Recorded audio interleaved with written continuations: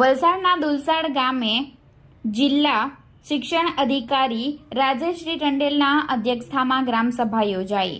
તારીખ 2 ઓક્ટોબર બુધવારના રોજ 3:45 કલાકની મળતી માહિતી મુજબ વલસાડ તાલુકાના દુલસાડ ગામે ગ્રામસભા જિલ્લા શિક્ષણ અધિકારી ડોક્ટર રાજેશ્રી ટંડેલના અધ્યક્ષતામાં યોજાઈ હતી. ખાસ કરીને ગામની અંદર સ્વચ્છતા રાખવી, અત્યારે ચાલી રહેલા રેલવે કોરિડોર મુદ્દા પર ચર્ચા કરવામાં આવી હતી.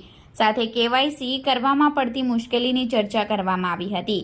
ગામના કાચા રસ્તા પાકા બનાવવામાં આવે એવી ગામના લોકો દ્વારા ચર્ચા કરવામાં આવી હતી. સ્ટ્રીટ લાઇટ માટે પણ ચર્ચા કરાઈ હતી.